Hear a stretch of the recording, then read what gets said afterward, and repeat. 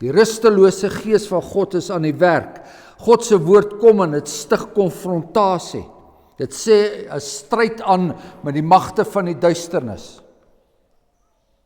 Die gees van God dryf voort na daardie dag waar die woord self vlees geword het, daardie dag waarin die Seun van God homself sou openbaar en met dieselfde verbluffende krag na vore sou kom.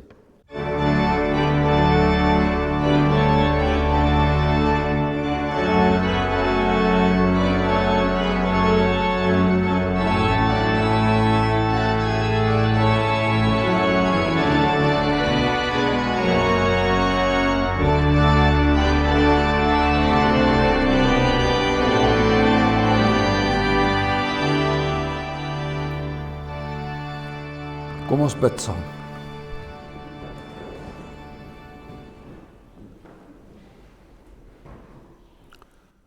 Onse genadige God en hemelse Vader, ons kom na U toe vanoggend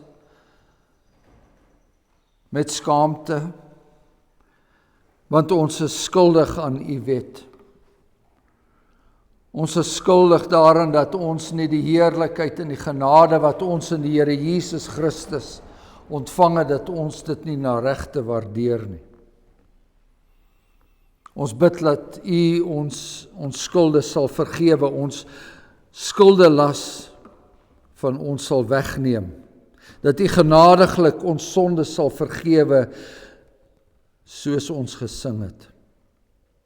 En dan terselfdertyd dank ons U dat U ons gered het, dat U ons weer lewe gegee het, dat U ons met goedheid en ontferming gekroon het, dat U ons hier by mekaar gebring het. Hier waar ons voor U kom staan met ons stikkende klere. Hier waar ons voor U by mekaar gekom het met al ons sonde, met al die vlekke wat aan ons kleef. Ons bid dat U ons in genade sal aansien. En ons bid dat die Heilige Gees kragtig in ons sal werk vandag. Dat ons hierdie woord sal verstaan. Dat ons hierdie woord sal glo. Dat dit vir ons tot vertroosting sal wees. Want die kinders het altyd vertroosting nodig. In 'n wêreld wat dreig om hulle mee te sleer, om 'n wêreld wat dreig om hulle te verlei, in 'n omgewing waar die duiwel die owerste van hierdie wêreld rondgaan, op soek na wie hy kan verslind, bid ons dat U kuddetjie genadig sal wees, ook hier waar hulle vandag by mekaar is. En mag ons die eenvoudiges van hart vandag wees, want ons weet dat U deur ons Here Jesus Christus, dat U die eenvoudiges wil gadeslaan. Ons bid dit in die naam van ons Here Jesus Christus. Amen.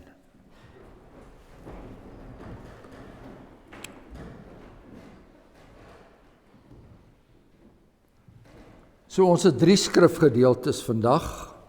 1 uit die Ou Testament en 2 uit die Nuwe Testament. In die Ou Testament lees ons uit Eksodus 7, die geskiedenis van Moses, daar waar hy voor Farao verskyn het. En dan lees ons in die Nuwe Testament uit die Evangelie volgens Lukas.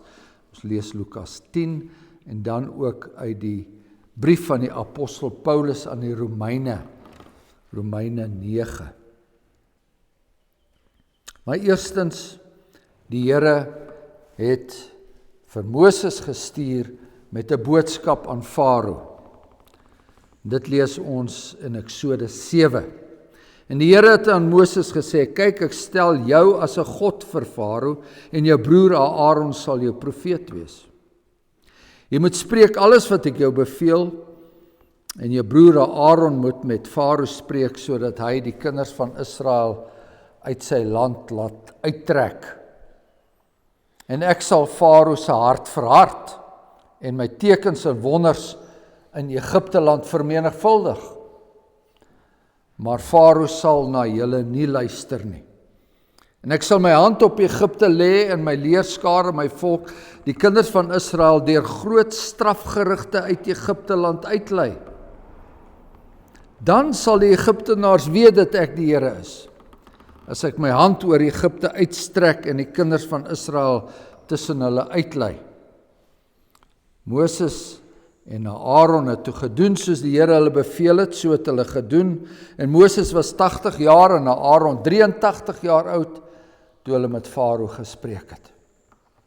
En die Here het Moses en Aaron aangespreek met die woorde: as Farao met julle spreek en sê, doen tog 'n wonderteken vir julleself, dan moet jy vir Aaron sê, neem jou staf en gooi dit voor Farao neer, dan sal dit 'n slang word. Toe het Moses en Aaron na Farao gegaan en gedoen net soos die Here hulle beveel het. Aaron het sy staf voor Farao en voor sy dienaars neergegooi en dit het 'n slang geword. Daarop laat Farao ook die wyse manne en die towenaars roep, en hulle, die Egiptiese towenaars, het ook dieselfde gedoen met hulle towerkunste. Elkeen gooi sy staf neer en hulle word slange. Maar Aaron se staf het hulle stawe verslind. Maar Farao se hart was verhard, sodat hy na hulle nie geluister het nie, soos die Here gespreek het. En nou blaai ons na die Nuwe Testament toe, daar na die Evangelie volgens Lukas, en ons lees daar in die 10de hoofstuk vanaf vers 17. Die Here Jesus Christus het 'n aantal van sy disippels uitgestuur, 70, en hulle het teruggekom, lees ons in vers 17, die 70 het met blydskap teruggekom en gesê, Here, ook die duiwels onderwerp hulle aan ons in U naam. Toe sê hy vir hulle, ek het die Satan soos 'n bliksem uit die hemel sien val. Kyk, ek gee aan julle die mag om op slange en skorpioene te trap en oor al die krag van die vyand, en niks sal julle ooit skade doen nie. Maar julle moenie daaroor bly wees dat die geeste aan julle onderworpe is nie, maar wees liewer bly dat julle name in die hemele opgeskrywe is. En dan uit die brief van die apostel Paulus aan die Romeine lees ons in Romeine 9, en daar gaan dit oor die goddelike uitverkiesing. Ons lees Romeine 9 vanaf die 14de vers. Wat sal ons dan sê? Vra die apostel. Is daar miskien onreg by God? Nee, stellig nie. Want aan Moses sê hy, ek sal barmhartig wees oor wie ek barmhartig wil wees en my ontferm oor wie ek my wil ontferm. So hang dit dan nie af van die een wat wil of die een wat loop nie, maar God wat barmhartig is. Want die skrif sê aan Farao, juis hiervoor het ek jou laat optree, dat ek in jou my krag kan toon en dat my naam verkondig kan word op die hele aarde. So is hy dan barmhartig oor wie hy wil en hy verhard wie hy wil.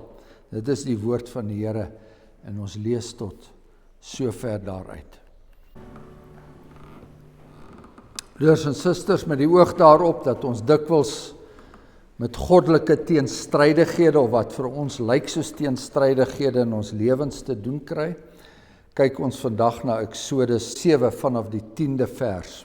Toe het Moses en Aaron na Farao gegaan en gedoen soos die Here hulle beveel het. Aaron het sy staf voor Farao en voor sy dienaars neergegooi en dit het 'n slang geword. En daarop laat Farao ook die wyse manne en die towenaars roep en hulle, die Egiptiese towenaars, het ook dieselfde gedoen met hulle towerkunste. Elkeen gooi sy staf neer en hulle word slange. Maar Aaron se staf het hulle stawe verslind.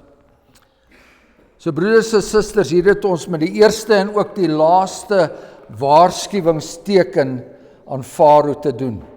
Aaron se neergewerpte staf verander in 'n slang.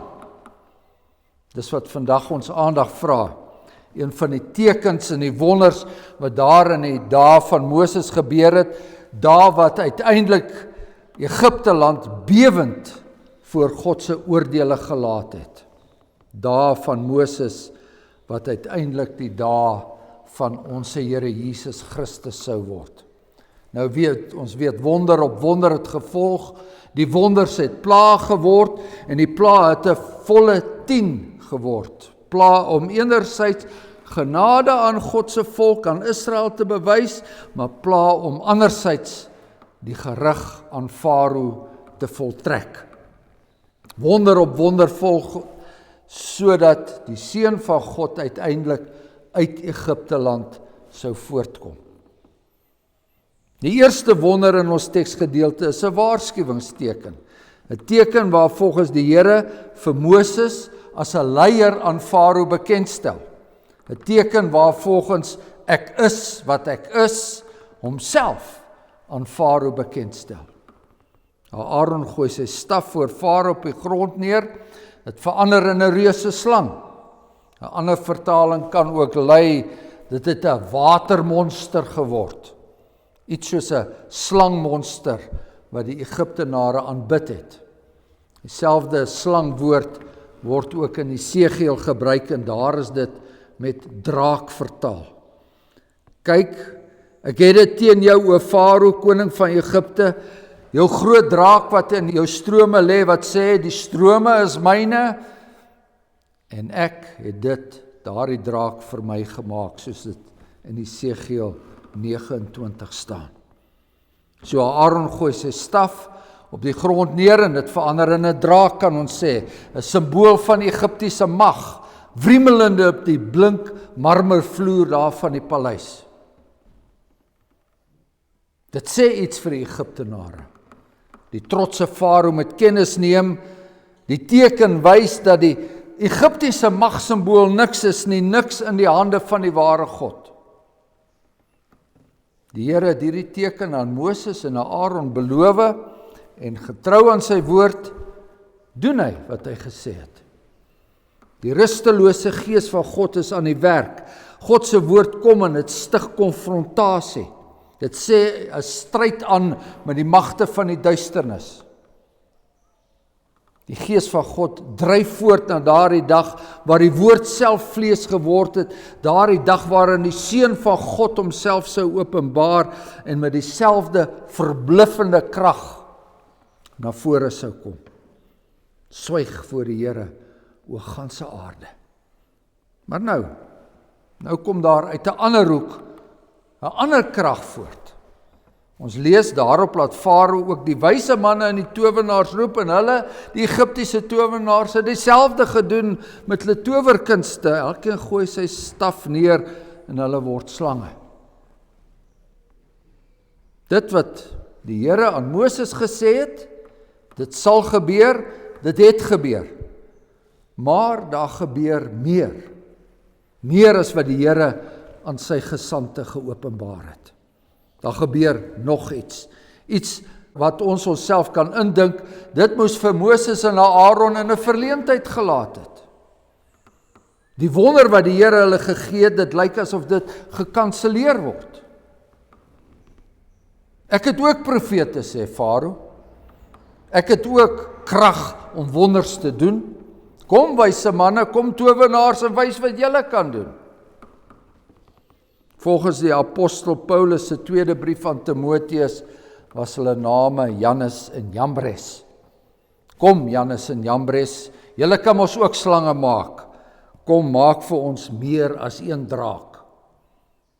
Krag, maar ook teekrag. Die gesandte van die Here teen die okkultiste in die land van die piramides, 'n eeuelange stryd. Elia teen die Baalpriesters daar op die berg Karmel. Die saad van die vrou teen die saad van die slang, die bees teen die gees, uiteindelik Christus teen die antichris. Jannes en Jambres wil verhoed dat die volk uittrek en hulle wil verhoed dat Israel die beloofde land bereik. Hulle wil verhoed dat Dawid gebore word. Hulle wil verhoed dat die seun van Dawid uiteindelik die troon sal bestyg. Nou, daar's baie Bybelverklaarders wat met hierdie teenkrag moeite het. Sommige wil dit wegredeneer deur te sê, dit was nie moontlik nie, dit was net oogverblindery. Maar ek dink ons teks is duidelik hieroor, soos dit geskryf staan, so het dit gebeur. Daar's ander weer wat sê, dis uit en uit die Satan se werk, dis duiwelskuns. Dis veral die Anabaptiste en die charismatiese kringe, by wie ons hierdie soort van stellings hoor. Aan die duiwel word veel mag toegedig. En bykans elke ongeluk en terugslag word aan die duiwel en sy werke toegedig. Maar die vraag is net, geliefdes, kan ons aan die duiwel hierdie selfstandigheid toeken? Is ons dan nie besig om die Here se almag te misken nie? Is daar iets wat gebeur wat buite God se wil lê? Ons mag ook sê, God het dit toegelaat. Ja, daar is so iets soos duiwelswerk, maar dis die Here wat dit toelaat. Die Here het toegelaat dat Jannes en Jambres ook 'n staf in 'n slang kan verander. Ons mag dit sê, geliefdes, solank ons nie vir een oomblik dink dat God 'n stille toeskouer is nie. Dat God self saam met Moses en Aaron die towenaar se optrede aanskou nie. Nee, die Vader werk tot nou toe, so sê die Here Jesus in Johannes 5, my Vader werk tot nou toe en ek werk ook. Die sekondewyser op God se horlosie staan nooit stil nie. Hy hou die sleutel tot die kragte, ook deur die kragte wat deur Jannes en Jambres werk. Wie is ek om met Aaron se slang te sê, loof die Here in alles wat in my is, maar wanneer die ander drake daar op die vloer sis, om dan te sê, nou is dit die duiwel se beurt. God slaap nou. Dis mos wat Elia daar op die berg Karmel vir die Baalpriesters gesê het, Baal slaap. Maar broeders en susters, die bewaarder van Israel, sluimer of slaap nie, nooit nie. Die duiwel is wel hier, hy is inderdaad baie besig, maar dit verklaar niks. Alle verklarings bly op grond van die Here se werksaamhede te verklaar. Die Here se raad, sy heilige wil, deur die krag van God openbaar die Here 'n wonderteken. Dit was God se geopenbaarde wil aan Moses, maar ook daardie verrassende teenkrag. Dit wat God nie aan Moses geopenbaar het nie. En wie kan sy wil weerstaan? Niemand kan sy geopenbaarde wil weerstaan nie, en niemand kan sy verborge wil weerstaan nie. So, jy weet, geliefdes, daar so baie gelowiges wat alles rondom hulle deur tekens wil verklaar. Hulle sien iets en dan sê hulle, God sê so. En dis wat die Here wil hê. Maar ons moet besef, ons sien ook kragte, maar ons sien ook teenkragte. En daarom moet ons baie versigtig wees. Aan die einde van sy lewe leer Moses vir ons, daar in Deuteronomium 29, hy sê daar is verborge dinge en dit is vir die Here ons God. Maar die geopenbaarde dinge is vir ons en ons kinders om te doen, al die woorde van hierdie wet. So ons mag God se tekens nooit van sy woord losmaak nie. En deur krag en teenkrag verhard die Here Farao se hart. Deur krag en teenkrag ontferm die Here hom oor wie hy wil. In Eksodus lees ons, dit was Farao wat sy eie hart verhard het. Maar in Eksodus lees ons ook, dit was die Here wat Farao se hart verhard het. En wat het ons gelees in die brief van die Romeine?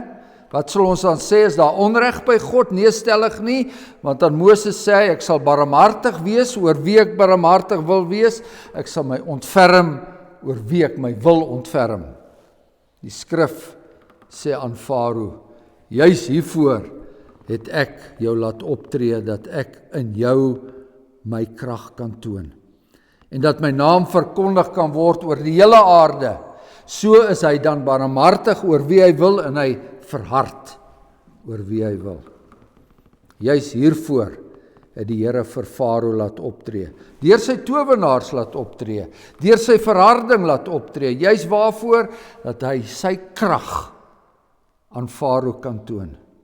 Dat die Here se naam oor die ganse aarde verkondig sal word. En daarom, geliefdes, daarom is daar nog 'n wonderteken.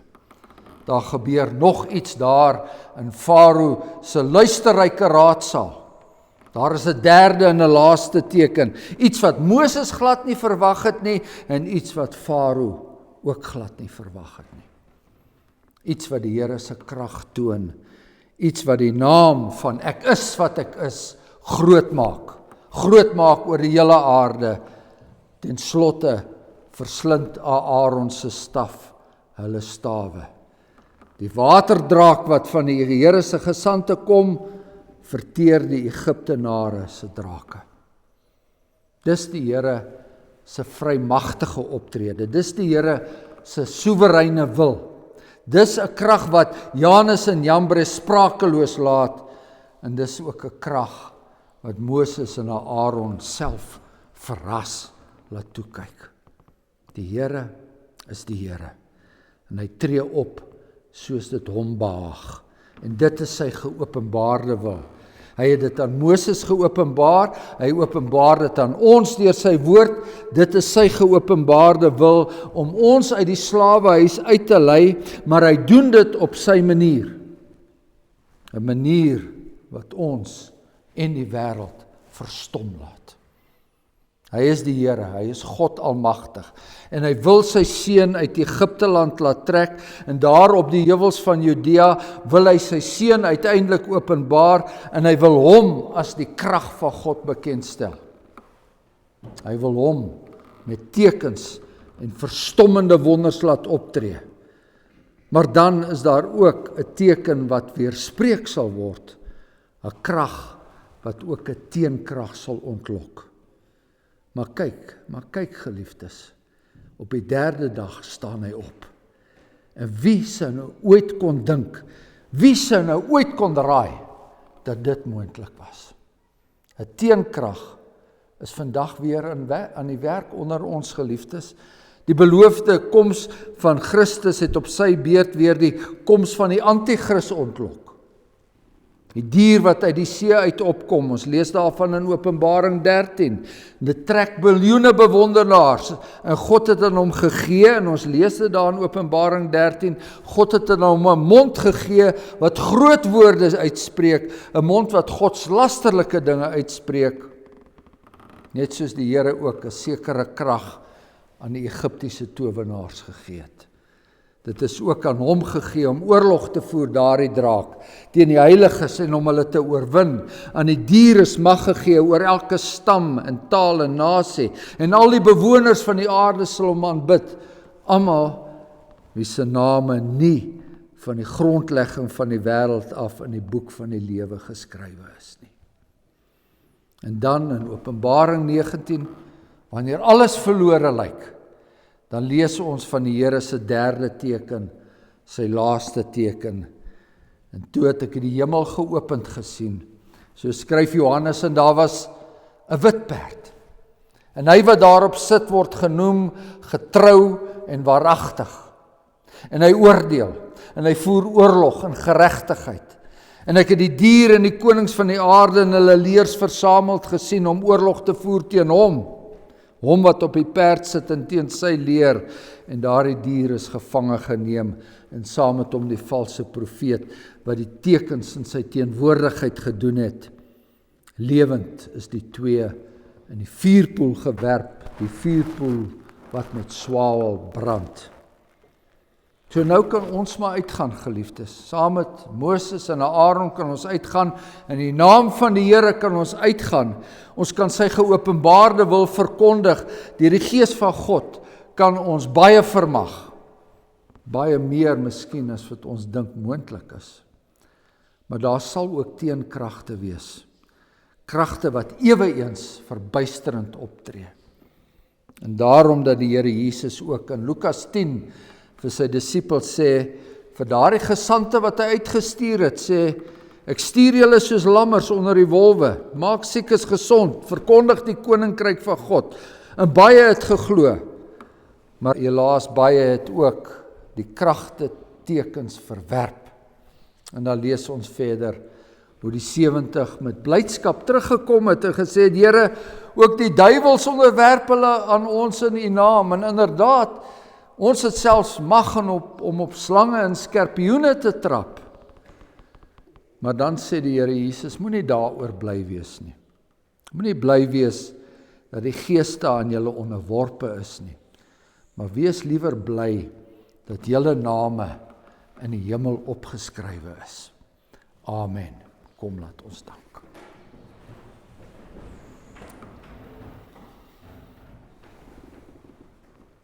Genadige God en Hemelse Vader, ons dank U vir hierdie woord, ons dank U vir 'n woord wat ons vermaan om nie oormoedig te wees nie, maar ook nie mismoedig te wees nie. Maar te weet dat U optree in die geskiedenis, dat U raad nooit gekeer sal word nie, soos ons sing, dat U die een is wat alles bepaal het, en dat U die een is wat alles volvoer.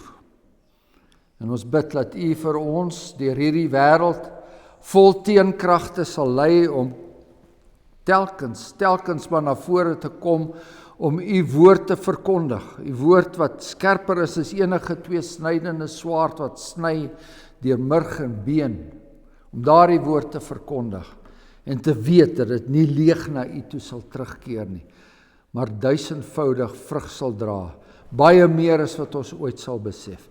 En ook hierdie gemeente, Hemelse Vader, U wat vir hulle 'n deur gegee het en U wat dit oopsluit, niemand kan dit weer toesluit nie. Ons bid dat hulle met vrymoedigheid voort sal gaan om die werk te doen wat U vir hulle gegee het hier op aarde. In die naam van ons Here Jesus Christus. Amen.